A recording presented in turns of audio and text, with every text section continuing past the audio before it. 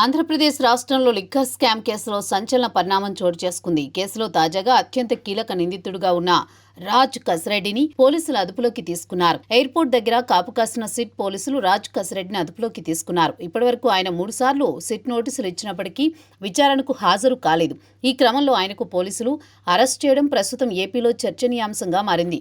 రాజ్ కసిరెడ్డి రేపు విచారణకు వస్తానంటూ ఆడియో విడుదల చేసినప్పటికీ పోలీసులు ఆయన్ని అదుపులోకి తీసుకున్నారు. ఏపీ సిట్ పోలీసులు రాజ్ కసిరెడ్డిని హైదరాబాద్లోని శంషాబాద్ ఎయిర్పోర్ట్లో అదుపులోకి తీసుకున్నారు. దుబాయ్ నుంచి నేరుగా హైదరాబాద్కు రాగా పోలీసులు పక్కా సమాచారంతో అతన్ని అరెస్ట్ చేశారు. పోలీసులు రాజ్ కసిరెడ్డిని రాత్రి విజయవాడకు తీసుకువచ్చారు. ఆ రాజ్ కసిరెడ్డి కోర్టులో ముందస్తు బెయిల్ కోసం పిటిషన్ దాఖలు చేయగా కోర్టు బెయిల్ పిటిషన్ పై విచారణ వచ్చే వారానికి వాయిదా వేసింది. దీంతో సిట్ విచారణకు తాను హాజరవుతానని ఒక ఆడియో విడుదల చేశారు. అయితే ఆడియో విడుదల చేసిన కొద్దిసేపటికే ఆయన్ను పోలీసులు అరెస్ట్ చేశారు.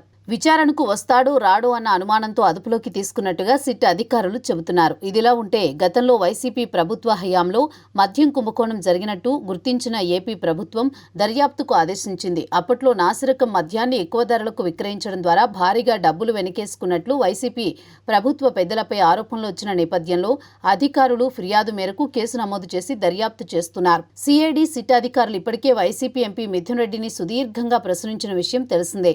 ముఖ్యంగా మద్యం కుంభకోణం ఎలా జరిగింది, ఎలా డబ్బులు చేతులు మారాయి, దీని వెనుక కుట్రలో ఎవరెవరు ఉన్నారు అనే అంశాల మీద మిథున్ రెడ్డిని పోలీసులు ప్రశ్నించారు. గత వైసీపీ ప్రభుత్వంలో ఎంపీగా ఉన్న విజయసాయిరెడ్డి ఇంట్లో మద్యం కుంభకోణానికి సంబంధించిన జరిగిన చర్చల వివరాలను కూడా మిథున్ రెడ్డిని అధికారులు ఆరా తీశారు. ఇక తాజా కేసులో రాజ్ కసిరెడ్డిని అరెస్ట్ చేయడంతో కేసులో ముందు ఏం జరుగుతుందో అన్న ఉత్కంఠ రేపుతోంది.